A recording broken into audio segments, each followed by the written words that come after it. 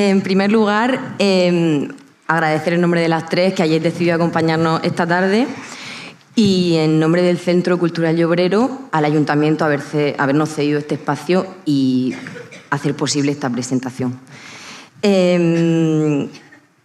Como veis, hay papeles por en medio, porque no queremos estar aquí 5 horas. Lo vamos a intentar. Y dicho esto, y antes de comentar la presentación como tal, tanto a Bea como a mí, nos gustaría contaros, por una parte, la historia que nos trae hasta aquí, con Laura, y por otra parte, lo que ha supuesto para nosotras leer Tu hueco en mi vientre. Así que empiezo. Conocí a Laura no hace mucho, realmente el verano pasado. Nos conocíamos de oídas, bueno, pero de sentarnos la una frente a la otra fue el verano pasado, justo antes de grabar el episodio de un podcast, del que ella decidió colaborar y yo formaba parte.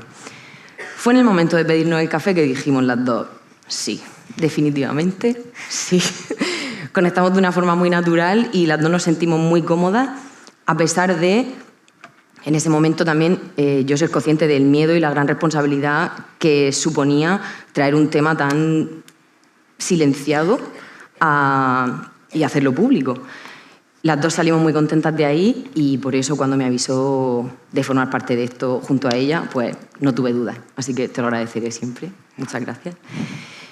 Y con respecto al libro, leer Tu hueco en mi vientre me ha permitido, lo primero de todo, sentirme Laura y ubicarme en situaciones en las que no me he visto jamás. Y vivir un viaje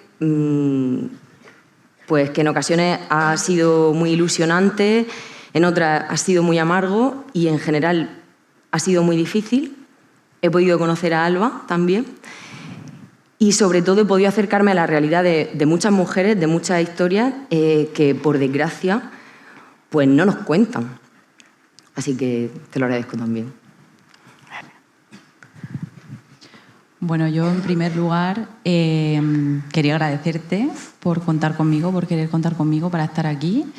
Para mí esto es muy distinto a lo que suelo hacer todos los días, pero muy importante porque vuelve a ver que vienes cada sesión conmigo a terapia, a mí me hace saber que el proceso funciona y que tú te sientes bien. Esto puede ser quizá como la culminación de ese mensaje para mí. Entonces, en primer lugar, quería agradecerte esto y de igual manera agradecerte haberme escogido el primer día y todos los que vinieron después para acompañarte en este proceso que no ha sido fácil para ti, tampoco para mí. A veces se piensa que desde la psicoterapia el psicólogo está completamente ajeno, ¿no?, a lo que le ocurre a la gente que viene a consulta y esto no es así. Siempre hay un trabajo detrás y sobre todo cuando las historias pues tienen un calado emocional como la tuya, perdón. Y más aún si hablamos de mujer a mujer y de madre a madre, ¿no? Hay cosas que se tocan que son imposibles de saltar por encima. Quería decir aquí, delante de todo el mundo, de la gente a la que no quiero mirar porque son demasiados, que creo que dentro de tu proceso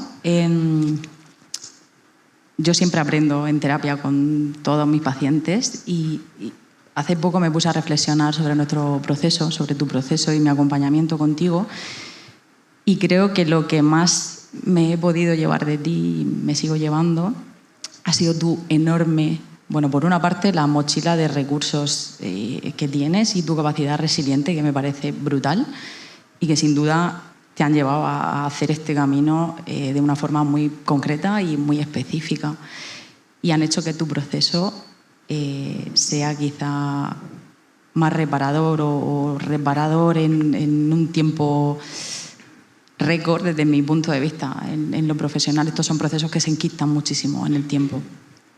Entonces creo que tienes una mochila de base que es increíble y que viene de tu propia historia, ¿no?, de la cual hemos hablado muchas veces y de la cual te sientes agradecida.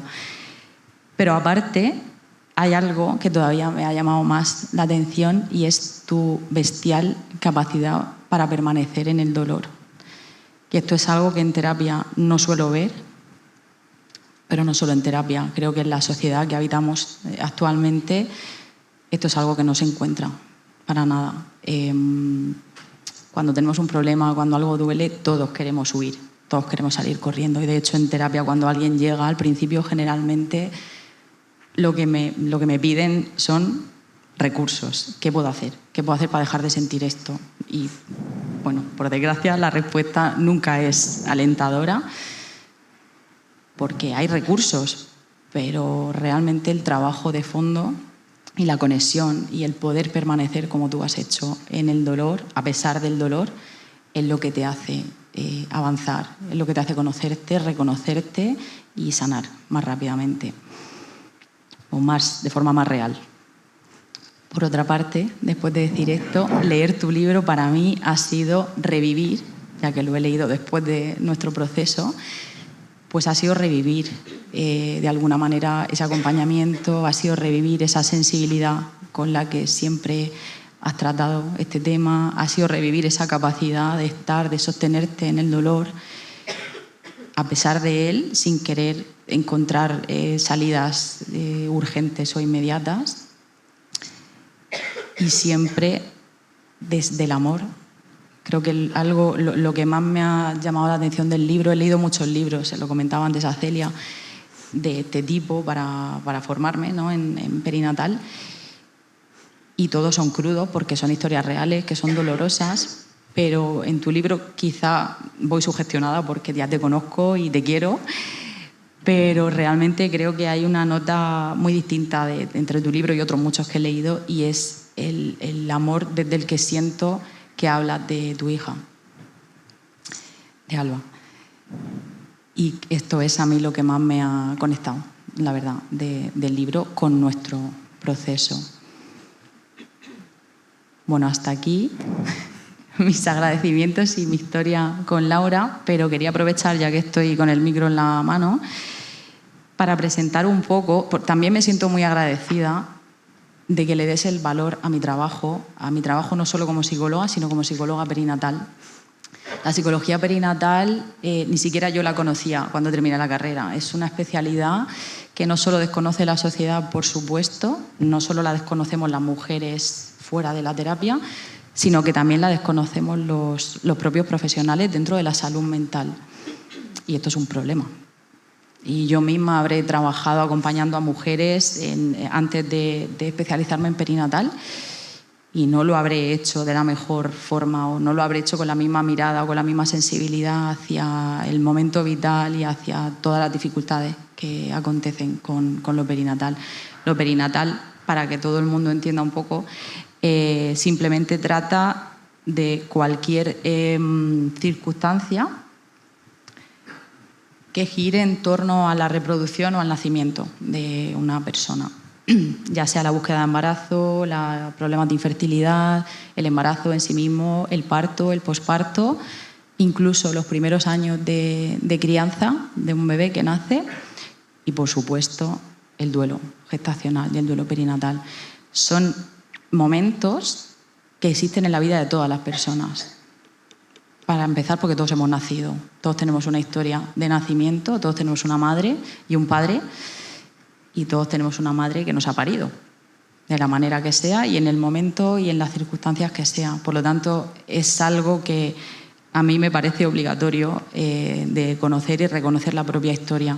Aunque no seamos madres, aunque no vayamos a tener un hijo, me parece que es una obligación casi emocional y de responsabilidad propia ponernos a trabajar en esto. Y en el caso de que sí que seamos madres, pues está muy bien también conocer que esto existe, porque es mucho más, por desgracia, mucho más habitual de lo que pensamos o nos gustaría que durante estos procesos pues aparezcan dificultades. Y hasta aquí. Bueno, esto ya ha empezado, pero antes de, como tal, comenzar con la presentación del libro, sí que hablamos Laura y yo estos días, y nos parecía muy interesante rescatar un momento del podcast en el que le preguntaba: ¿tú en qué momento estás ahora? Y ella me respondía: estoy en un momento en el que recurro al arte por necesidad.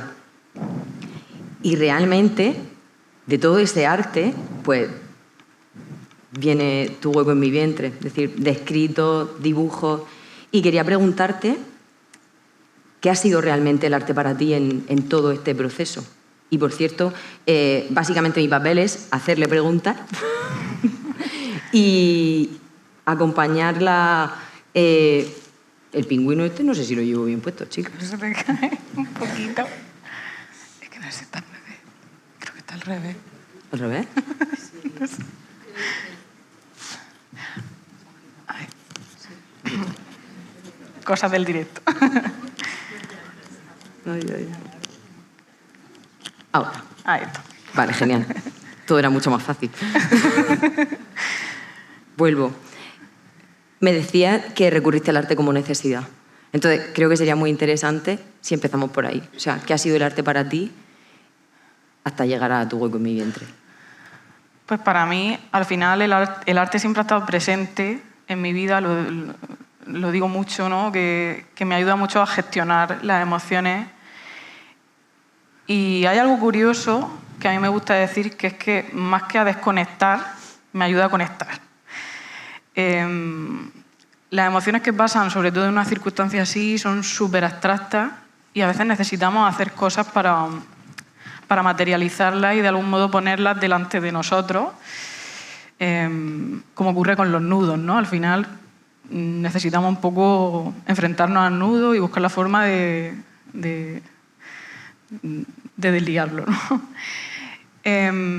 Y para mí, tanto el arte como el arte y la escritura fueron imprescindibles por eso mismo, ¿no? Porque me ayudaban un poco a no huir de la emoción, sino a ponerla delante de mí, enfrentarme a ella y de este modo conseguir que no me domine a mí, sino yo un poco poder manejarla a ella, ¿no? Eso es. ¿Y en qué momento, quiero decir, al final entiendo que pasa un tiempo, escribes para de alguna forma vaciarte, poner en palabras todo lo que tuvieras dentro, y entiendo que hay un momento en el que te encuentras con un montón de textos, incluso dibujos, que también recoge el libro. ¿En qué momento decides, vale, esto tiene que salir, esto lo voy a hacer público? ¿Y cuál es el objetivo, o sea, tú para qué? Claro, el para qué me lo pregunté y lo hablábamos en terapia también. Vale, yo tengo todo esto aquí que yo he escrito por y para mí, para poder abocar sobre la mesa todo lo que tenía dentro y que no sabía cómo hacer para que no se me enquistara. Pero vi información muy valiosa que yo me pregunté, vale, si la expones, ¿con qué objetivo?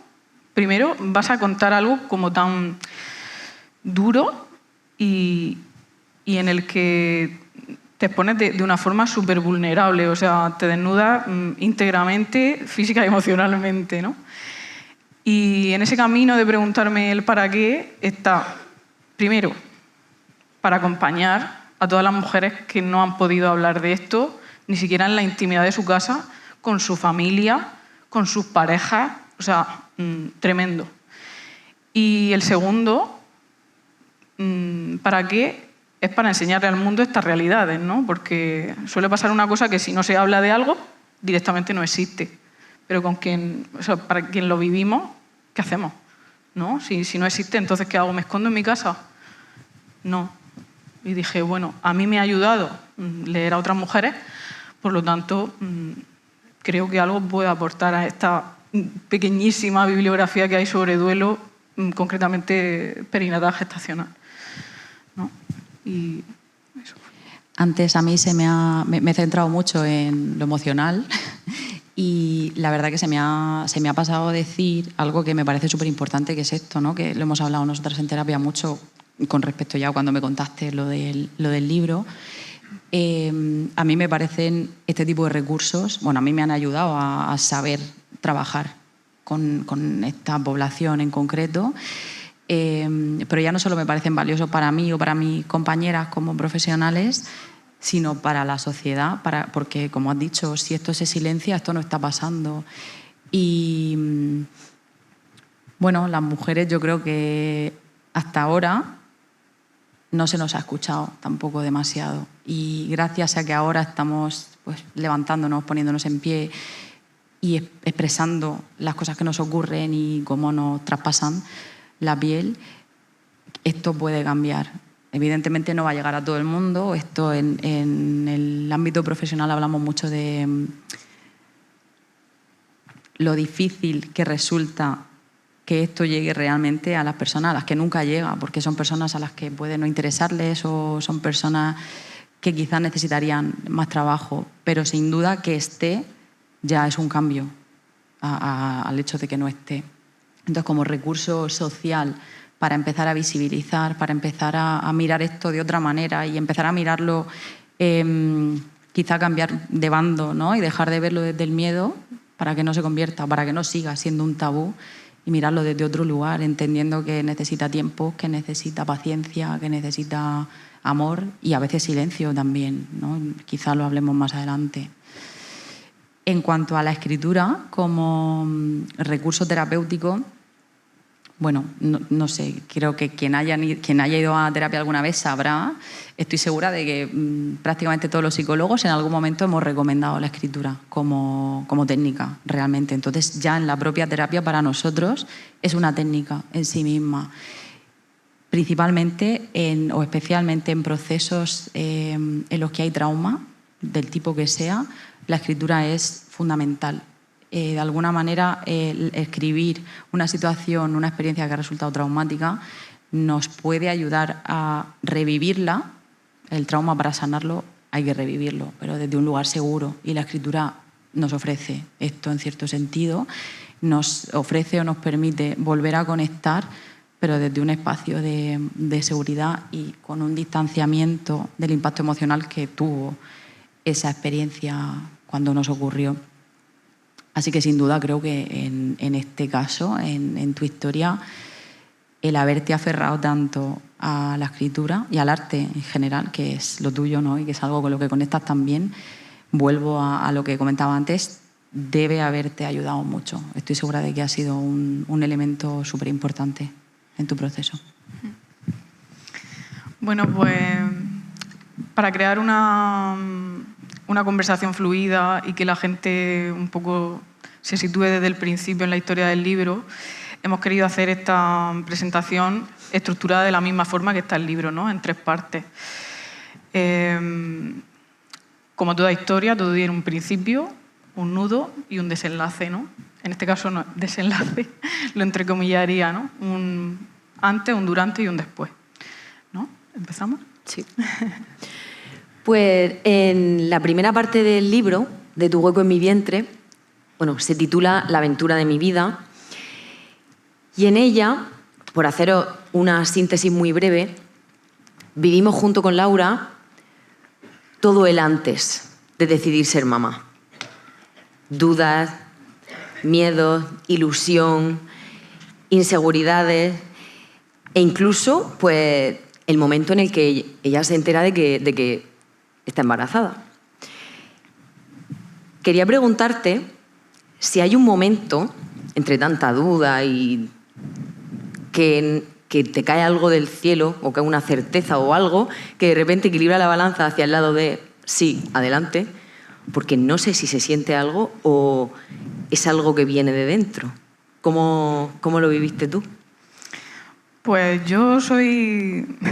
desde pequeña yo no he tenido nunca como ese deseo, ¿no? Que suele haber o que puede haber en muchas mujeres, ¿no? Desde niña quiero ser madre, como un objetivo que tienes desde el principio a largo plazo.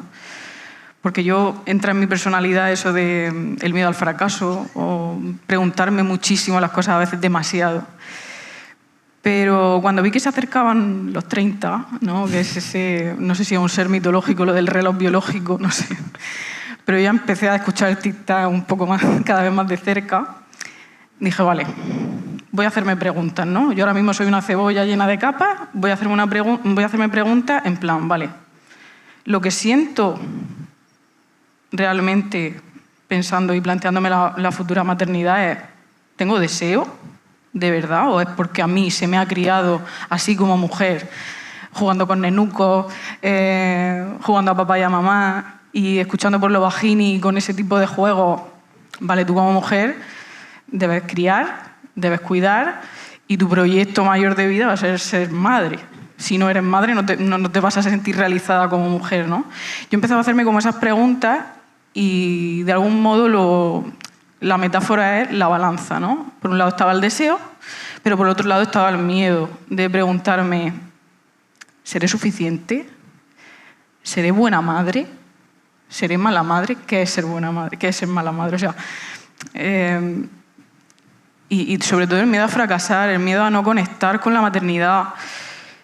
Y al final, tras hacerme todas esas preguntas, que algunas tenían respuesta y otras no, era como, vale, conclusión, es que nunca va a ser el momento, porque siempre va a haber algo laboral, emocional, no sé, pero nunca va a ser el momento.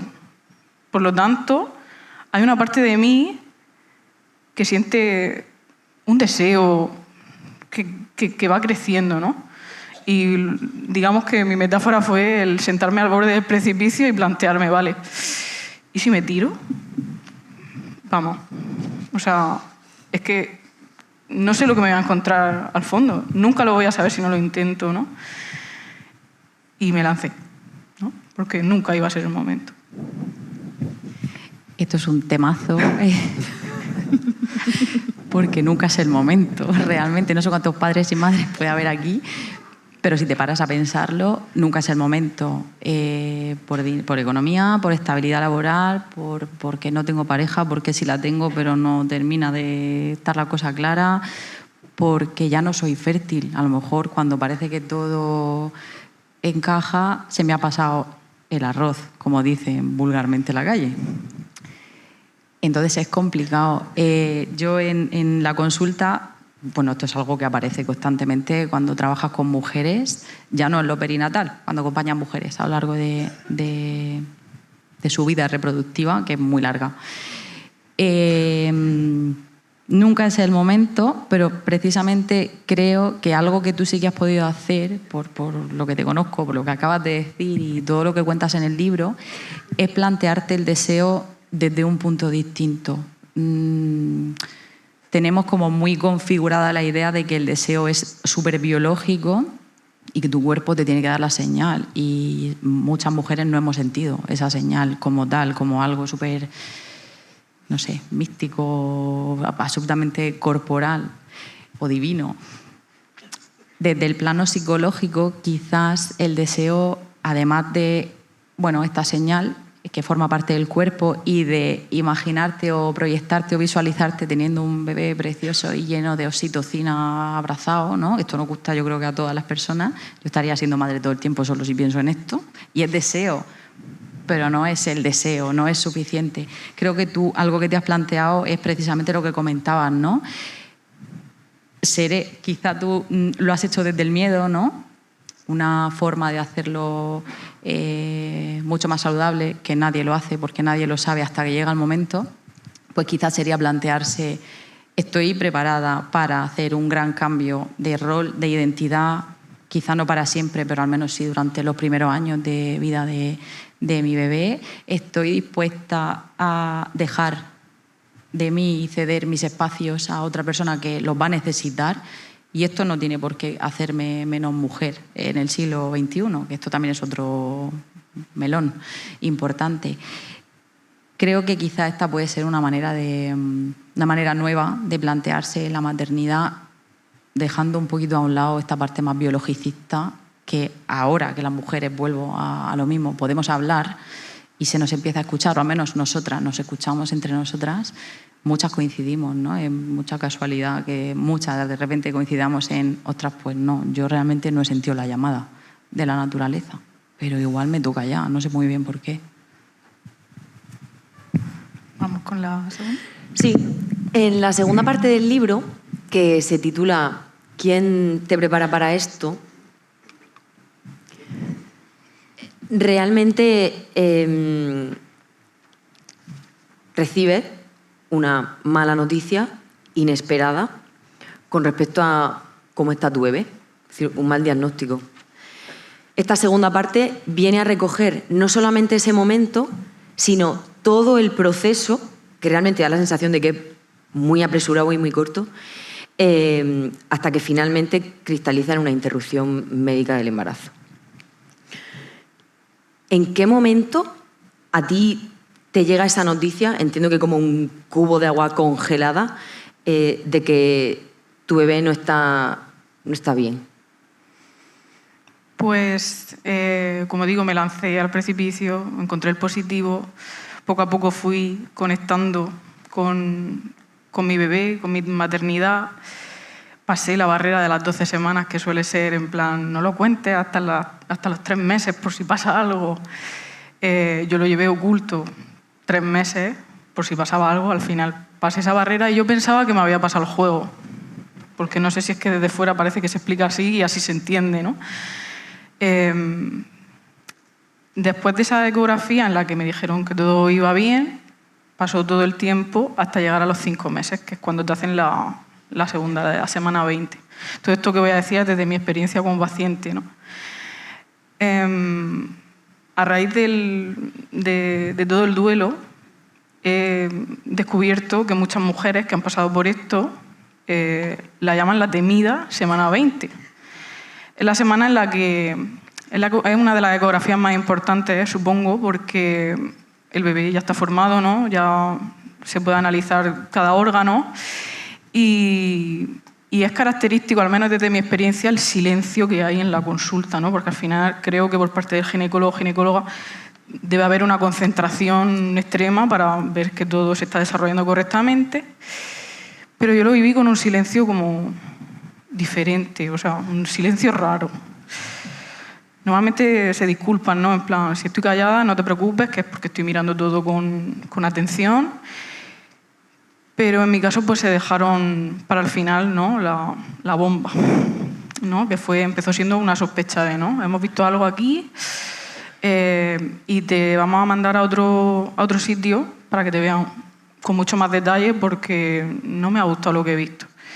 Y en realidad estás de 20 semanas, por lo tanto hay que verlo, hay que vigilarlo, porque legalmente solo tienes hasta la semana 22 para interrumpir. Claro, te sueltan el bloque de información y aquí hay un embudo, ¿no? Y por ese tubito fino del embudo solo pasa la palabra interrumpir. Y es como voy a interrumpir un embarazo que deseo con todas mis fuerzas, porque ya estoy súper conectada, ¿no? a todo esto que está pasando. Y creo que ahí es cuando empieza el duelo, ¿no? Hay un shock, hay una negación y hay un ¿por qué a mí?, ¿no? Así fue el momento en el que se me dio la noticia. Además, da la sensación en toda esta parte del libro de que todo sucede extremadamente rápido. Es decir, una sospecha de mal diagnóstico, te mandan a otro sitio y de aquí a otro sitio y así seguidamente. ¿Realmente es así? Pues como te digo, estaba de 20 semanas, tengo de límite hasta la 22. En esas 2 semanas tenían que hacerme muchas pruebas, ¿no? Pero hasta que llegaba esa cita, para mí era una agonía tremenda, ¿no? Porque era todo ese tiempo de espera, era hacerme preguntas, era como dividirme en dos, ¿no? ¿Por qué me está pasando esto a mí? Y esto seguro que es una cosa que puede que no avance y no vaya peor, así que voy a estar tranquila. Por otra parte era como, ¿por qué a mí? ¿Por qué a mí? ¿Por qué a mí? Así que yo lo describiría como si fuera una montaña rusa, ¿no? Creo que en el libro lo digo así, ya no lo recuerdo, pero cuando teníamos que esperar a que llegara la cita, la cuesta de la montaña era ascendente y lenta, y cuando recibía otra vez un diagnóstico, rapidísima. Y tanto mi pareja como yo íbamos agitadísimos, ¿no? Y en shock y negación. Además, entiendo que, bueno, en ese margen de 15 días realmente que teníais, o sea, de la semana 20 a la 22, entre que tienes que ir a una cita y tienes que ir a otra, o sea, esos días de intervalo, a mí se me antojan terribles y yo no he pasado por ahí. Y me parece que puede ser muy interesante que nos cuentes cómo lo viviste tú, es decir, ¿tú qué hacías? Pues mira, podría haber sido del bando que se espera con calma, sin sugestionarse, sin buscar información, pero yo fui del otro, como para todo en mi vida, ¿no? Me meto en internet, cojo cada informe porque no entiendo lo que pone, lo busco y veo cosas terribles y cosas que pueden ser favorables, o sea, que progresan bien. Y bueno, yo llegué a un punto que me sugestionaba de información. Es que no había enlace al que no le hubiese dado clic. Y ahí se despertó como otra emoción, aparte de esa negación, que era la culpa, ¿no? Yo cuando ya veía todo eso que pasaba era ¿qué he podido hacer yo mal para que todo esto pase, ¿no? Y básicamente preguntaréis también por qué te sugestionabas, ¿no? ¿Por qué no parabas de buscar? Porque algo en mí decía, es que seguro que encuentro algo en lo que vaya a ir bien. Fruto de esa negación, supongo, ¿no? Con respecto a esto, que es algo que en terapia le damos la vuelta una y otra vez, hay algo que va implícito a la maternidad. Y cuando hablo de maternidad yo siempre hablo del momento en el que veo en mi test que estoy embarazada. Desde ese momento soy madre. Desde ese momento hay algo que se instala, hay dos emociones que empiezan a jugar más fuerte en tu vida y son precisamente el miedo y la culpa. Esto es algo que en perinatal vemos en consulta todos los días con todas las pacientes y que las madres todas coincidimos en que nos sentimos así. Supongo que desde el principio hasta el final de los tiempos. Durante el embarazo esto pues tiene cierto sentido porque al final todo está ocurriendo dentro de nuestro cuerpo, ¿no? Entonces la mente crea la idea de alguna manera o proyecta la idea de que todo lo que ocurra al estar dentro de nosotras pues es nuestra responsabilidad. Esto ocurre incluso cuando no hay ningún problema y todo va bien. Te enteras que estás embarazada y ya empiezas a pensar, madre mía, ¿puedo comer de esto? Ayer comí queso brie y antes de ayer me bebí una cerveza, madre mía. Y si pasa algo, y si he hecho esto, ¿puedo hacer deporte? ¿Puedo seguir haciendo? Es que ayer hice no sé cuántas sentadillas o me fui a correr. Y ya se instala la culpa.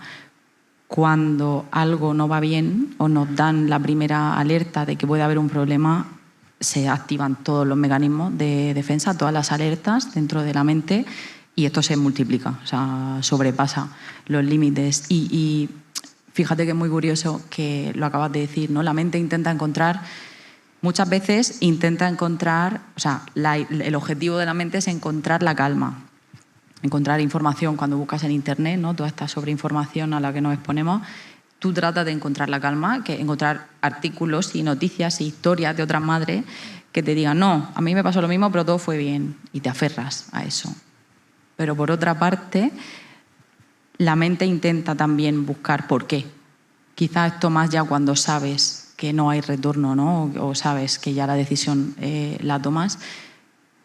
Yo siempre cuento en terapia que uno de los mayores errores o la tara más grande del ser humano es que siempre necesita el porqué de las cosas. Es maravilloso porque forma parte de nuestra parte racional, pero nos pone en situaciones muy dolorosas porque no siempre hay un porqué o no siempre hay un porqué claro y, por supuesto, hay muchísimas ocasiones en la vida en las que no podemos llegar a encontrar ese porqué, aunque lo haya.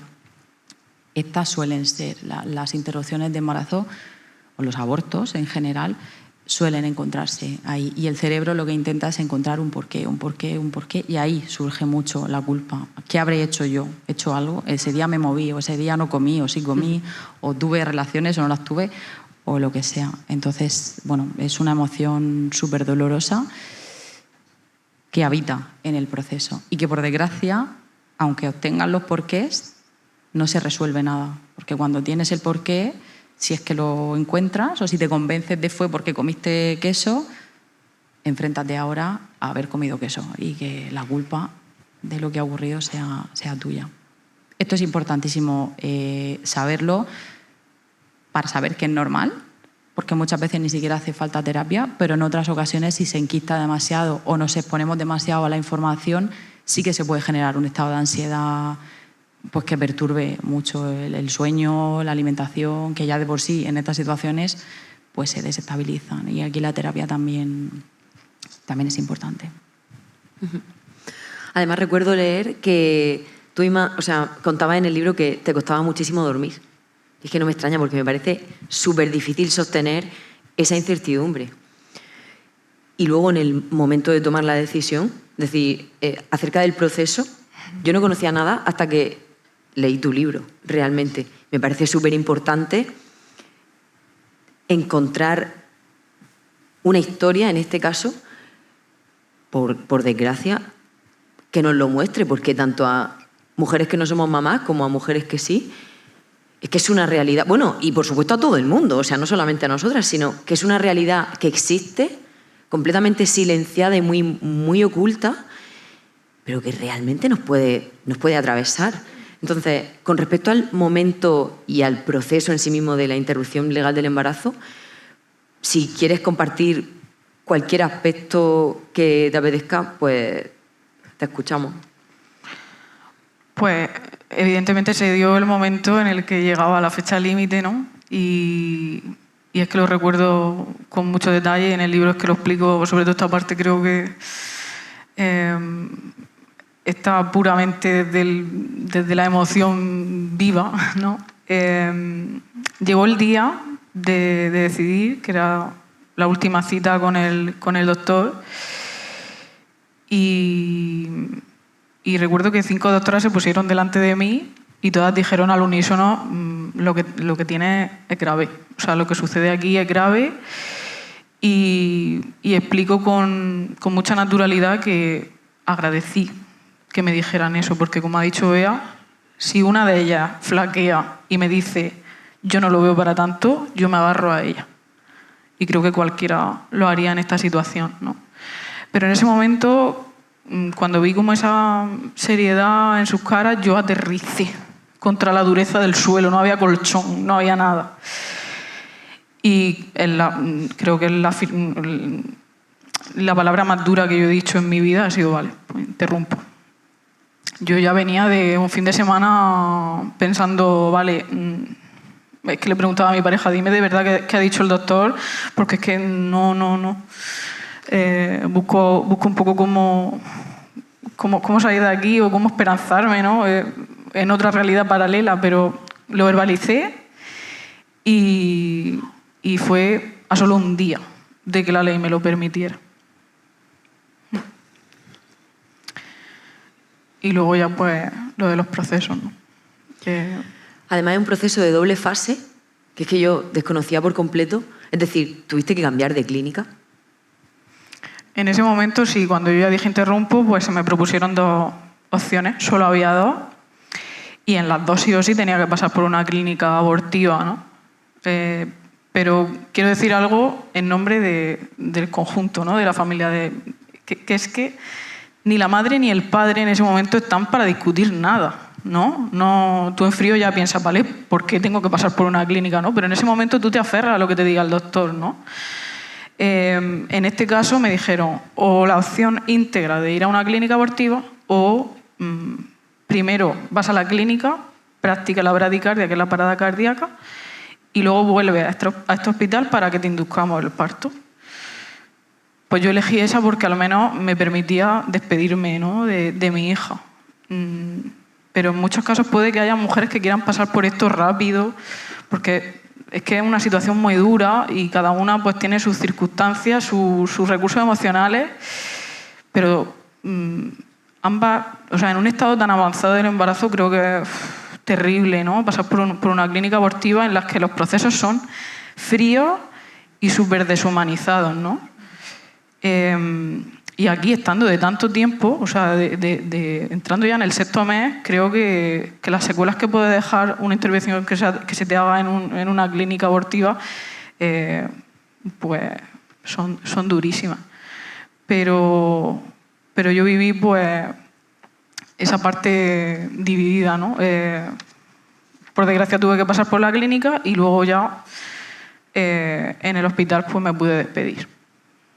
Que creo que es importantísimo para el duelo. Cada una que se escuche, pero de cara al duelo creo que que a mí me vino bien, porque pude ponerle cara a mi hija, pude... no sé, algo me decía que en un hospital me iban a tratar mejor, ¿no? Y así fue en mi caso. Bueno, por desgracia nunca tenemos la seguridad de que nos vayan a tratar mejor. Creo que en este caso, lo hemos comentado alguna vez, hubo mucha suerte por parte de todo el acompañamiento, ¿no? En el sentido de todo el acompañamiento que recibiste. Para mí este punto siempre es incómodo. Tú ya lo sabes, lo que pienso al respecto del sistema o de cómo funciona. Desde la protección de la salud mental de las madres y de los padres, en este caso, de cualquier persona que se enfrente a una situación así, es que me parece un atropello. Realmente estás en absoluto estado de shock. Entonces, en un estado de shock totalmente disociada de la realidad, tratando tu cuerpo, se desconecta para sobrevivir y seguir adelante. Entonces, te pongan lo que te pongan, vas a decir que sí, porque es que no puedes. Las capacidades mentales están anuladas casi por completo. Entonces, por parte del sistema, realmente esta ventana legal, entiendo que esto es un tema muy complicado y esto sí que es un melón que yo no pretendo abrir de ninguna manera, pero esa ventana de tan pocos días en una situación de tanto estrés y de tanta disociación, realmente una vulneración importante de los derechos, entre comillas, ¿no? de las personas a decidir algo tan potente. Y, por supuesto, esto luego va a dejar una huella emocional y traumática. Y yo la verdad que he acompañado bastante, por desgracia, procesos como este, ¿no? de interrupción, y no conozco ninguno en el que no haya habido disociación, en el que no haya habido trauma. La verdad que todas las personas que han pasado por aquí, a las que yo he conocido, lo han vivido exactamente de la misma manera. Por lo tanto, no creo que sea algo concreto y puntual.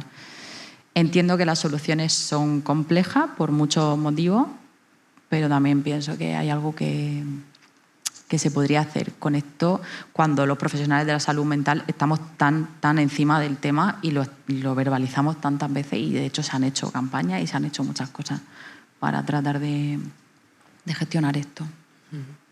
Había una cosa que me he dejado antes, que era luego cuando lo vives ya con perspectiva, piensa en la cantidad de culpa que te suma, que te deriven a otro sitio, porque tampoco me quiero mojar en exceso, ¿no? Pero desde mi punto de vista como paciente y como madre en duelo me está sumando mucha culpa que me mande a otro sitio, porque entre líneas leo que lo que estoy haciendo está mal, ¿no? Porque si no, tú harías la intervención.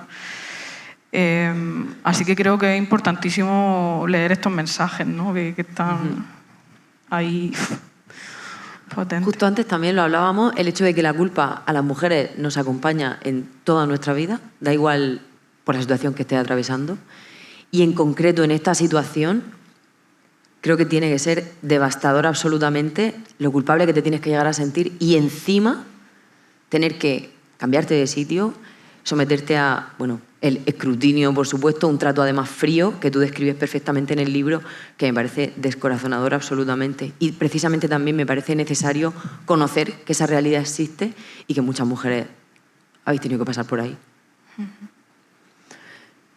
Realmente así es como llegamos a la tercera parte del libro, que se titula Volver a ser una sola. Realmente, en síntesis, esta última parte del libro describe pues todo el alud, es decir, toda la vorágine que viene después de la interrupción de tu embarazo. Porque realmente tú interrumpes, pero tu duelo continúa y además tienes que pasar un posparto sin bebé, sin tu hija.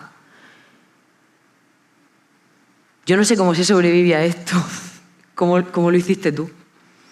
Pues complicado, ¿no? Porque al final es una división entre cuerpo y mente, como has dicho, porque tu mente sabe que tú has salido del hospital sin tu bebé, que a ti se te ha dicho un lo siento cuando a otro se le ha dado la enhorabuena, que mientras sales en otras habitaciones entran ramos de flores, ¿no? Es como súper contradictorio y tú te ves ahí procesando eso, ¿no? Poco a poco.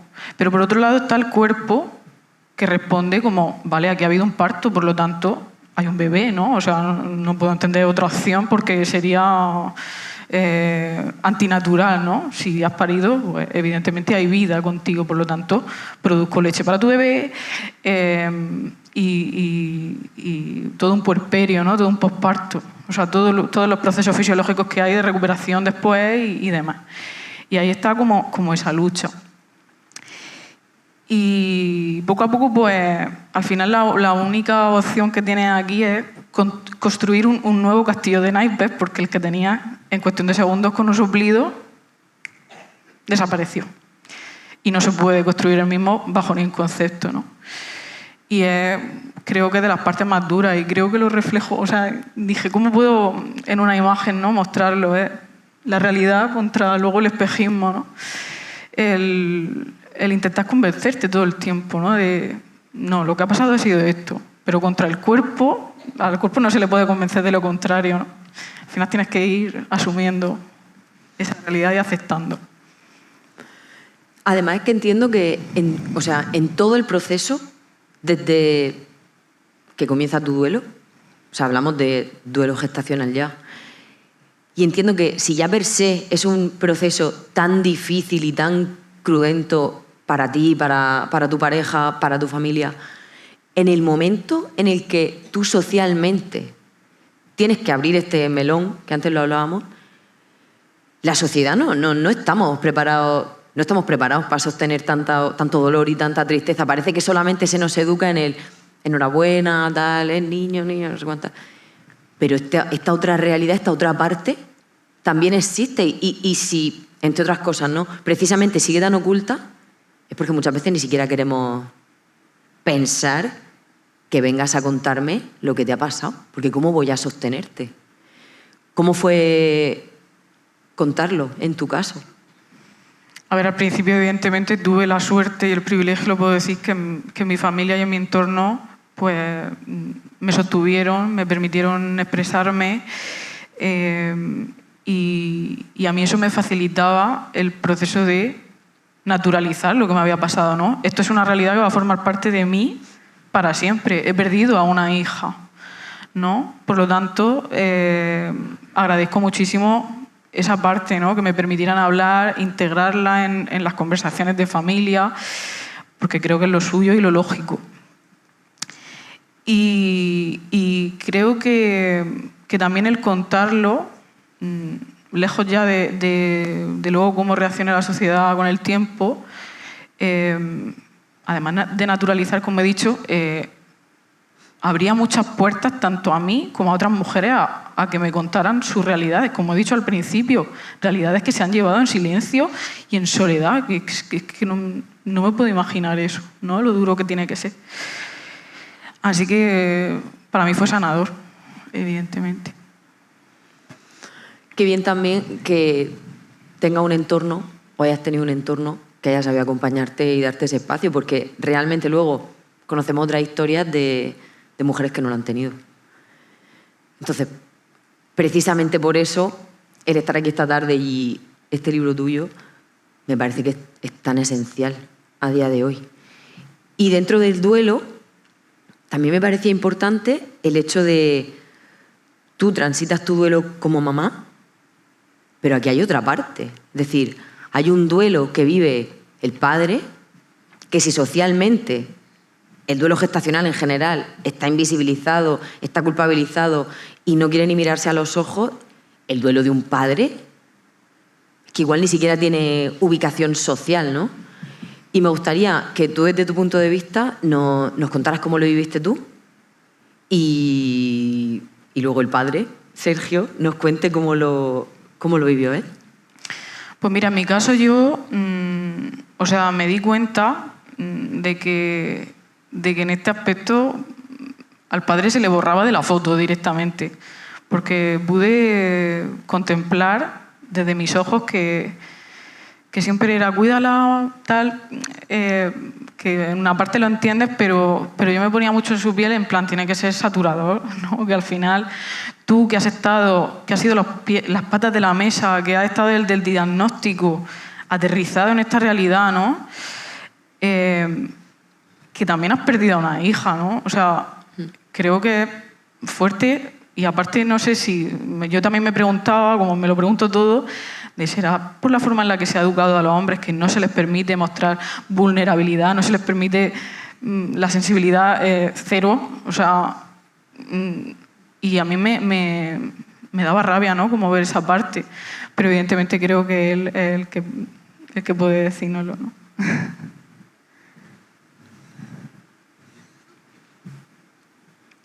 No, sí, puedes apagar la luz, mejor. Estamos bien así.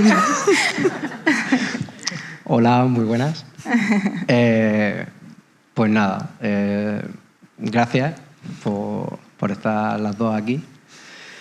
Y nada, pues es una realidad que es verdad que se lleva muy en silencio y que se tiene muy apartado. Además, lo puede contrastar que los hombres pedimos poca ayuda y cuando se pide y se verbaliza parece como que no eres hombre, porque es eso, se nos educa en que tienes que ser fuerte, tienes que estar ahí, tienes que seguir adelante, no pasa nada, otro vendrá. Y es muy duro, porque al final sanas, o bueno, al menos lo intentas, pero de otra forma. Tardas mucho en encontrar las palabras, que todavía estoy esperando encontrarlas, y es complicado. Es complicado pues el día a día.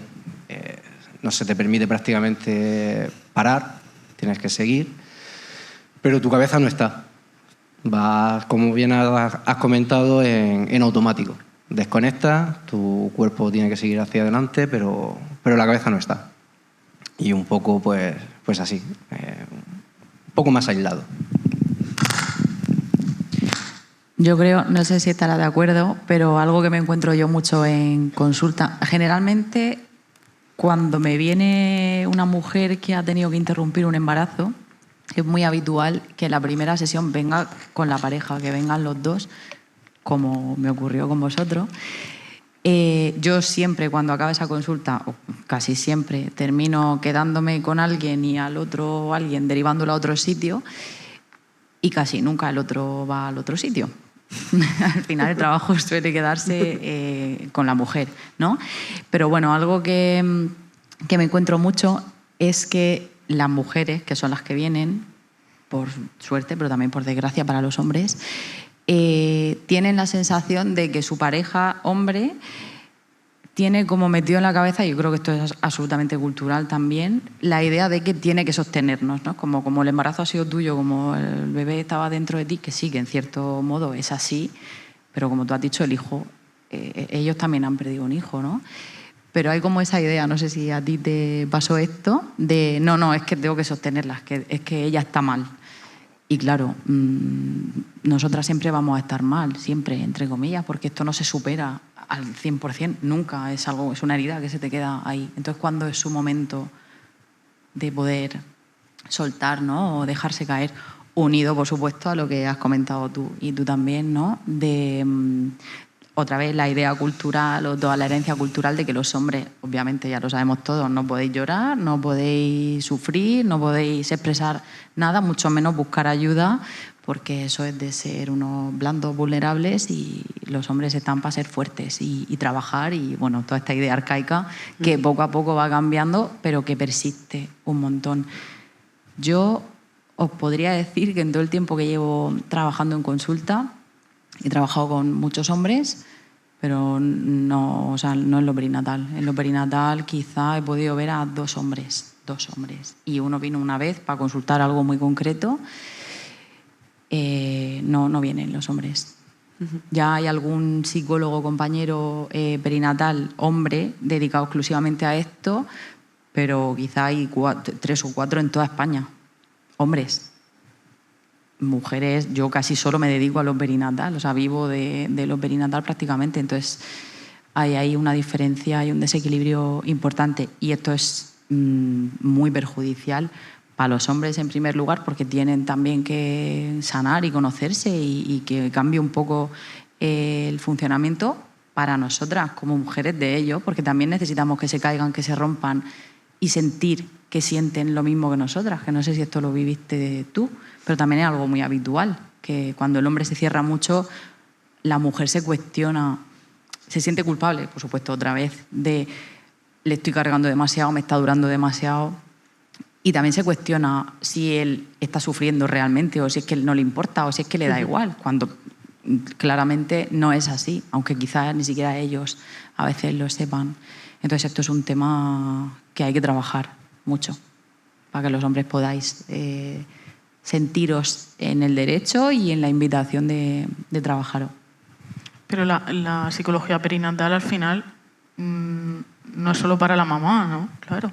Claro, no recuerdo, antes no lo he dicho, creo, pero efectivamente la psicología perinatal he dicho que todos hemos vivido momentos perinatales desde que nacemos hasta que tenemos un hermano y lo vemos nacer, tenemos un sobrino, un primo, somos madres, una amiga que acaba de parir, un amigo que acaba de ser padre. Todos tenemos perinatalidad en el entorno. Entonces, lo perinatal está pensado para todos. Evidentemente, el epicentro son la mamá y el bebé, porque son los que ocupan prácticamente todo el espacio. Pero hay un padre que está ahí, que también puede sufrir, también puede tener miedos y culpas, y sí, es para todos. Y es en pro, en beneficio de toda la familia. Si un bebé nace, necesita que tanto mamá como papá estén lo más equilibrados posible. Y cuando un bebé no nace, si luego viene otro, pues el siguiente igual también se puede beneficiar de un trabajo familiar. Qué complicado. Qué pequeños se quedan ya los roles de género, ¿eh? O sea, a ver si pasan de moda ya porque es suficiente. O sea, entiendo que tanto con lo que nos estás contando tú hoy y lo que hemos escuchado y hemos leído de ti, e incluso lo que dice Sergio también, por supuesto, en este proceso hay un sufrimiento y un dolor que entiendo que si no estás ahí no puedes sentir. Pero sí que es cierto que entiendo que aparte hay un sufrimiento, digamos, adicional que depende de cómo te traten, a qué sitio vayas, con qué persona te encuentres. ¿Qué aspectos de ese estilo dirías tú que han sido importantes para ti para llevar este duelo de una forma, digamos, bueno, dañina lo es, pero lo más suave posible dentro de todo ese daño y dentro de toda esa vorágine de dolor? Hombre, al final creo que lo imprescindible es tener una red que te sostenga y que te permita expresarte, ¿no? Y en este caso también el que no te meta prisa, ¿no? por pasar páginas, porque al final vivimos en una sociedad en la que hay que estar bien, hay que sonreír, y luego en lo privado, si ya tienes que llevar tus problemas, pues los llevas. Pero diría sobre todo eso, ¿no? Que te permitan expresarte, ¿no? Porque es que a mí me pasaba ya que sí, que bien, que podía verbalizar lo que me pasaba y demás, pero pasa un tiempo en el que ya tú misma como que te censuras, ¿no? Porque piensas, voy a agotar a la gente de tanto hablar de esto cuando en realidad necesito hablar de esto. Y tú misma te crees ese discurso de, vale, pues debería pasar página ya, debería empezar el trabajo, porque llevo mucho tiempo parada, que es mucho tiempo, ¿no? Cada duelo es un mundo y cada duelo necesita un tiempo. Entonces, yo diría que permitir a la persona, ¿no? el escucharse a sí misma y no interrumpir en ese aspecto. Uh-huh. Entender que cada uno necesita sus tiempos y que cada uno tiene sus circunstancias emocionales, que puede que lo hable o no en su casa, y eso es muy complicado si no lo hablas, porque al final retrasa mucho tu duelo. Creo que es la parte, ¿no? Uh-huh. que diría. Luego está el enfrentarte a la sociedad, la parte mala, ¿no? Sí, esa parte también la cuenta en el libro, no vamos a hacer spoilers. O sea, eso ya para que se lea el libro. Pero es verdad que incluso hace una recopilación de cosas que bajo ningún concepto le diga a alguien que acaba de perder un bebé. Y con respecto a esto que estábamos hablando, ¿no? De igual estoy ya demasiado tiempo mal, igual tengo que volver a mi día a día. Como también decía Sergio, decía, es que tienes que seguir, porque tengo que volver al trabajo, a comidas familiares, no sé qué. ¿Cómo llevas tú este proceso de reconciliarte con tu cuerpo? Entiendo, porque quizá en algún momento, bueno, seguro que en algún momento te has cuestionado, he fallado, ha sido culpa mía. Y por otra parte también con tu rutina y con volver a conectar con un disfrute que es el inherente a tu vida. Quiero decir, eres joven, estás sana después de todo. ¿Cómo vuelves a vivir? ¿Cómo se vuelve a vivir? Claro, al final, enfrentarte a la rutina, primero va de asumir que ya no eres la misma, ¿no? Pero en mi caso al menos fue característico el encontrarme con el enfrentarme al miedo de salir a la calle y tener que dar explicaciones a la gente que me pregunte yo cómo te ha ido el embarazo, cómo estás, y tú tener que decir, vale, no ha ido bien al final. Entonces, ¿cómo te lo digo? Saliendo cuanto antes de esta escena y yo poder sentirme bien, que no te sientes bien cuando lo dices porque no sabes lo que te puedes encontrar por la otra parte. Yo sentía mucha culpa cuando salía a tomarme un café con amigos porque pensaba que todo el mundo en mi entorno, en mi alrededor, me iba a estar mirando y diciendo, ¿pero qué haces ahí? Deberías estar en tu casa llorando. Cuando eran las fiestas, ¿no? Es que yo que no he sido así nunca, ¿no? De estar con la chaqueta en la mano mirando a mi entorno, ¿no? Me van a juzgar, me van a señalar, es que yo no merezco estar riéndome, no merezco estar... porque tengo que estar sufriendo en mi casa, ¿no? Y poco a poco era como, no, tía, mereces disfrutar de la vida, ¿no? Porque lo que has hecho y lo que ha sucedido lo has hecho desde tu mejor intención y desde tu rol como madre que quiere proteger a su bebé y no quiere que sufra, ¿no? No te tienes que torturar por esto, y esto quiero que llegue a todas las mentes posibles, por favor, porque a veces tenemos como un diagnóstico, sí, un autodiálogo muy dañino de qué es llevar un luto, ¿no? O sea, ¿en qué época vivimos? Es como, vale, necesitas tu tiempo, pero mereces recuperar esa ilusión, ¿no? Al final es importante saber que cuando, por ejemplo, ya te tomas tu tiempo, en mi caso, pues decidí buscar otro embarazo, aquí está acompañándonos, y piensas, vale, ¿desde qué sitio lo estoy haciendo, no? Busco el embarazo porque realmente en mi caso estoy preparada para volver a intentarlo, ya he pasado mi duelo, creo que he asentado esta circunstancia y esta realidad en mi cabeza, pero entre eso mereces disfrutar, mereces volver a intentarlo y recuperar como eso de mereces una segunda oportunidad, ¿no? Y que esa segunda oportunidad vaya bien, evidentemente tú y todo el mundo. Y te lanzas esa segunda oportunidad perdiendo absolutamente toda la inocencia que tenías, porque ya sabes que las cosas pueden salir mal, pero aún así piensas, no tiene por qué volver a pasarme, ¿no? Me aferro a eso y bueno, pues si vuelve a pasarme, pues siento que de algún modo estoy preparada, ¿no? Porque por eso me aventuro, porque conozco la realidad y la crudeza de la vida, ¿no? Me he puesto muy profunda. Sí, es que... Y entender también que cada hijo tiene su lugar, ¿no? Porque se tiende a decir mucho, esto se soluciona con otro embarazo. Creo que es de las frases más hirientes que puedes recibir, porque mi hija tiene su lugar y el que venga después tendrá otro. Al igual que los que tienen consigo a sus hijos, cada uno tiene su sitio y su amor, ¿no? Creo que eso es todo lo que puedo decir respecto a esto. Qué importante es también que, bueno, se refleja de una forma maravillosa a través del libro. Qué importante es contarlo. O sea, el hecho de simplemente contarlo, que entiendo que para ti también habrá sido esencial, aunque hayas tenido estos momentos de decir, yo no quiero contarte esto ahora mismo y nos vamos a cruzar por esta acera y en menos de un minuto voy a tener que estar hablando contigo. Aún así, contarlo realmente es sanador. Sí, es sanador porque, como he dicho anteriormente, es una forma de tú misma escucharte también cuando lo dices e integrar esta realidad en tu cabeza, ¿no? Y hacer que de algún modo pues, puedas entenderlo desde, ¿vale? Es que esto forma parte de mí ya, ¿no? O sea, sí. Además, en algún momento, lo he leído en el libro y luego creo que he visto alguna publicación tuya que hablas de ser monotema, ¿no? Y decir, es que necesito ser monotema, no es que me guste ser monotema, es que ahora mismo es lo que me está atravesando. Sí, es que al final, hablando de esto, es que yo misma hablando conmigo, ¿no?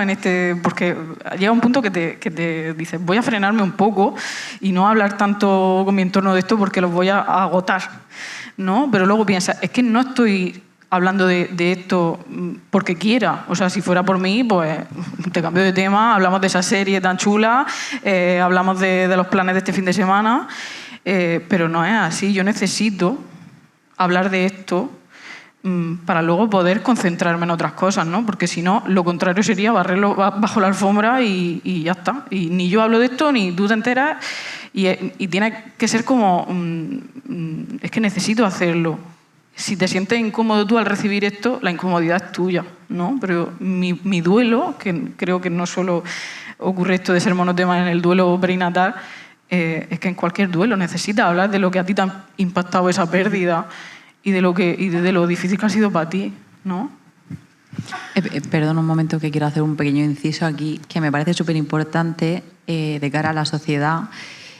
Igual que la escritura es súper terapéutica y ayuda a reparar y ayuda a revivir desde un lugar seguro, en terapia algo que yo siempre recomiendo, y es también como técnica, no vale en cualquier momento, pero sí cuando tu cuerpo te lo pide, es hablar y contar tu historia. Y a lo mejor necesitas contarla 67 millones de veces y entendemos que para el que está enfrente pues se hace un poco pesado escuchar 67 millones de veces lo mismo, pero bueno, hacemos un sacrificio si nos queremos, porque realmente es terapéutico. Y cuando hablamos de trauma, otra vez, lo mismo que la escritura terapéutica. Cuantas más veces yo verbalice lo que me ha ocurrido, mejor lo integra mi cerebro. Es una manera como de asumir y aceptar lo que me ha pasado sin que nada se encapsule, dejándolo todo encima de la mesa. Es súper saludable y tenemos que facilitar que la gente hable y permitir que la gente, bueno, si vamos por la calle, pues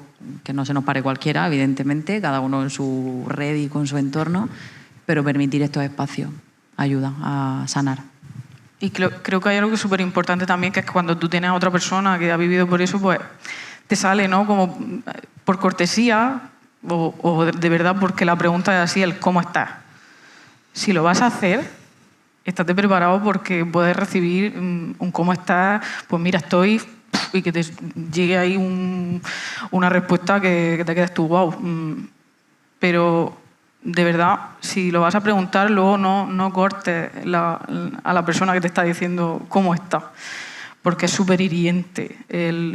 Venga, pues vamos a hablar de otra cosa, ¿no? Porque yo estoy desahogándome contigo porque he recibido ese cómo estás, esa pregunta como un abrazo, ¿no? Y lo necesito. Por lo tanto, creo que de las cosas que, bueno, para quien no entienda esta situación o no la haya vivido, no haya acompañado, creo que es importantísimo. Eso es clave, ¿no? Si vas a preguntar cómo estás, hazlo desde el corazón, no desde la cortesía ni desde... lo hago porque es lo que toca, ¿no? Si no, preferimos que no lo pregunte, la verdad. Sinceramente, sí. Y hay un concepto que antes de leer tu libro, yo no me había parado a reflexionarlo, ni siquiera me había parado a darle forma ni palabras, que es ser madre en la pérdida. Y me gustaría que profundizáramos un poco más sobre ello, porque me parece que es muy necesario que todo el mundo entendamos que todo el proceso por el que tú has pasado te ha hecho ser madre. Y tú ya has sido madre. Y vas a volver a ser mamá, pero ya lo has sido. Sí, sí, sí. O sea, es que pasa mucho en esta dualidad, en este preguntarte quién soy, ¿no? Realmente. También está como, vale, yo no he salido del hospital con mi bebé, pero soy madre, ¿no? O sea... es que es una pregunta súper natural que sucede, ¿no? Y necesitas a veces la aprobación externa de los demás. Y a mí me reconfortaba mucho recibir por supuesto que has sido madre, has gestado una vida, la has buscado. Has tenido que decidir anteponer tu sufrimiento al de tu hija. O sea, creo que ahí el mensaje es potente, ¿no? O sea, se suele reconocer a una madre por tener a su bebé, se suele reconocer el maternar por por todo lo que hay, ¿no? Alrededor de ese bebé que está con la mamá y con el papá, pero la maternidad también existe en duelo y en algunos casos se llama como, el duelo es como el pariente incómodo, ¿no? de la maternidad, pero por supuesto si alguien necesita recibir como esta afirmación, ¿no? Eres madre, o sea, aunque hayas perdido a tu bebé ya está contigo, ¿no? Lo hablábamos mucho en terapia, ¿no? De que hay, no sé quién lo dice, tú lo sabes. Tu bebé ya se queda dentro de ti, se queda en tu ADN, en tus células, o sea, que eso es impresionante. Por supuesto que eres mamá, o sea, desde el momento en el que tienes el positivo. Y a veces incluso pienso yo desde mi perspectiva que si no lo tienes, tu deseo está ahí, lo estás buscando, de alguna forma eres mamá también, ¿no? De hecho, es que has parido a tu bebé. Entonces, yo creo que ya con eso no hay discusión, ¿no? Esto que mencionabas se llama microquimerismo fetal y yo cuando lo descubrí, la verdad que casi que me explota el cerebro. Básicamente hace referencia a que cuando una mujer está embarazada y luego pare a su hijo, vivo o muerto, dentro de su cuerpo permanecen hasta que se muera la mujer a lo largo de su vida cuando sea muy mayor, células de ese bebé. Por cada bebé que hemos tenido dentro, permanecen en nuestro cuerpo células para toda la vida. Es una manera muy bonita de conectar con el bebé cuando hay un duelo y de sentir que al final siempre llevas a tu hijo dentro.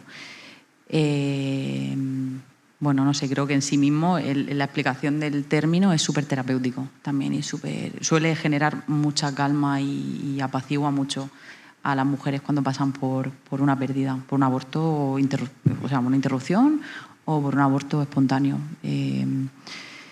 Realmente yo creo, por lo que veo en terapia también, en consulta, que la pérdida de un hijo es absolutamente antinatural. O sea, el cerebro del ser humano, biológicamente, ni el cerebro ni el cuerpo del ser humano están preparados para enfrentarse, para gestionar una situación así. Pero es que cuando se trata de una pérdida gestacional, de una pérdida perinatal, es absolutamente inconcebible para el cerebro. Cuando estás esperando recibir la vida, recibir muerte, el cerebro vuelve a colapsar. No hay manera de que eso se pueda gestionar o se pueda procesar. Probablemente nunca, por eso he dicho antes que es una herida que siempre permanece, se aprende a vivir con ello, pero no se supera como tal. Posiblemente pues, a lo largo de toda tu vida te acordarás, si no todos los días, pues casi todos los días, de tu hija, de tu embarazo y de tu pérdida y que no está contigo, ¿no? De ese deseo proyectado que había en tu mente. Esto es muy potente, o sea, esta idea de esperar la vida y recibir la muerte es muy doloroso y el hecho de haber gestado una vida te convierte en madre, como he dicho antes, desde el momento en el que vemos un positivo, nuestro cuerpo y nuestro cerebro, a nivel neurológico, cambia, se modifica. Hay una poda neuronal, se llama en neurociencias, que es como si podasen las neuronas, literalmente, para que nos entendamos. Y eso hace que como que se renueven de alguna manera nuestras neuronas y empiezan a generarse muchísimas conexiones nuevas, el cerebro se reprograma para que podamos criar a nuestro bebé, que tiene un segundo de vida, porque me acabo de quedar embarazada. Entonces, indiscutiblemente, antes en algún momento tú hacías alusión al cuerpo y una madre es madre a través del cuerpo. Luego hay muchas maneras de ser madre cuando un bebé ya existe, pero la madre es madre a través del cuerpo y el cuerpo, como tú has dicho, al cuerpo no se le pueden dar órdenes y cuando tú pares a tu hijo, vivo o muerto, si tú dejas que tu cuerpo fluya, tu pecho emana, o sea, leche, tu útero tiene contracciones para volver a su sitio. Hay entuertos igual que en un embarazo, o sea, en un posparto normal, la expulsión, ¿no?, de todo lo que queda dentro del útero para que tu cuerpo entre en equilibrio. Tus órganos tienen que volver a su sitio y eso tarda el mismo tiempo que el de una mujer que ha parido un bebé que se lleva a su casa. Entonces, por supuesto, sí, la ciencia nos dice claramente que ser madre no va vinculado a llevarte un bebé y tenerlo en la cuna por la noche, sino al hecho de que lo hayas llevado dentro y por supuesto que lo hayas tenido que parir.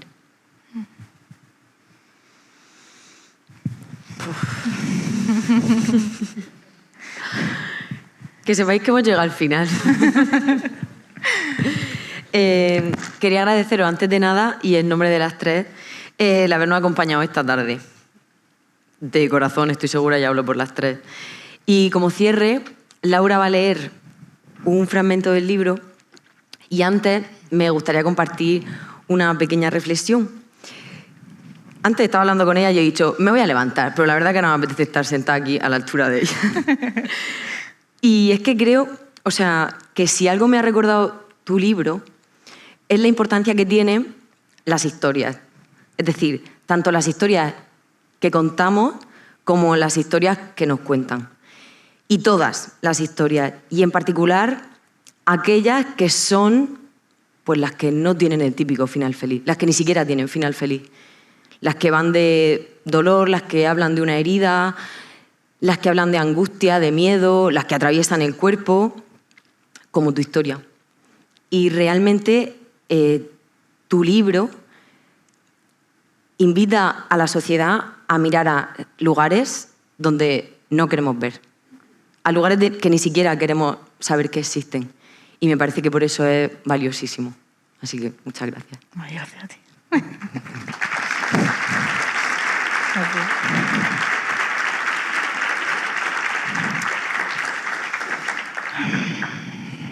Este libro ha sido una forma de saciar la sed de entregar todo el amor que tenía preparado para mi bebé. Porque el amor de una madre no desaparece a pesar de la pérdida. Se queda suspendido sin destinatario y sin cauce, buscando casi de forma urgente una forma de manifestarse. Y yo lo he derramado aquí entre estas páginas como quien riega un jardín imaginario esperando que de alguna manera todas las raíces puedan aferrarse a algo más que a la tristeza que surge tras la pérdida.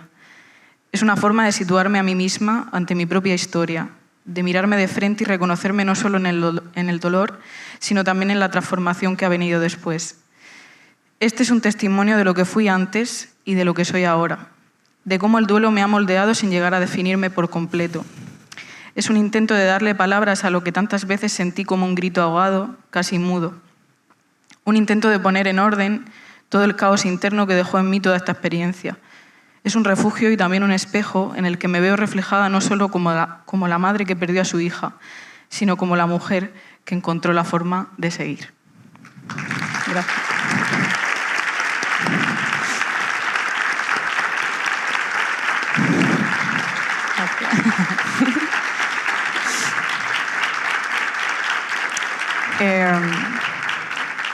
De nuevo, muchísimas gracias. No me esperaba para nada que estuviera tan lleno esto, ¿no? Como era, me cojo el teatro porque es muy especial para mí, me conecta mucho con mi hija, porque descubrí el teatro con ella y que lo hayáis llenado, porque para mí esto es un llenísimo.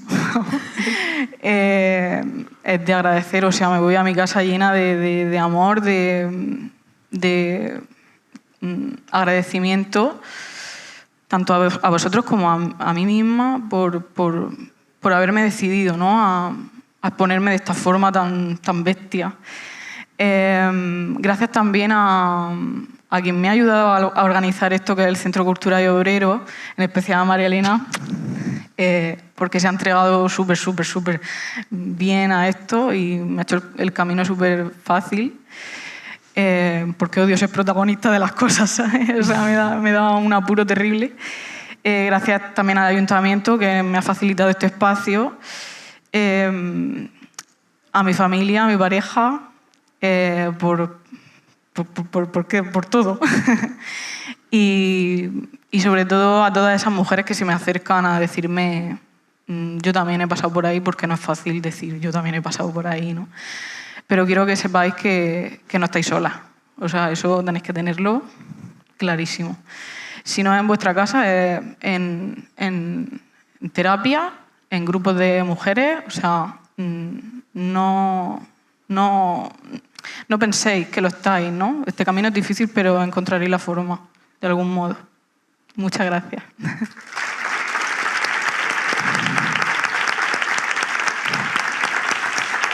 Y sobre todo, gracias a estas maravillosas acompañantes. O sea, es que yo sabía que no podía contar con otras personas que no fueran ellas.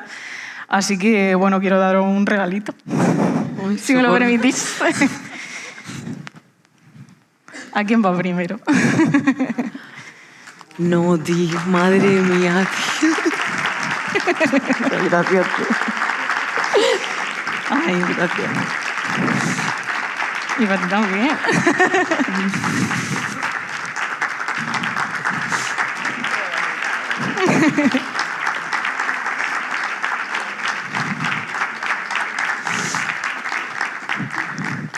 Y gracias porque sé que no tiene que ser fácil, ¿no?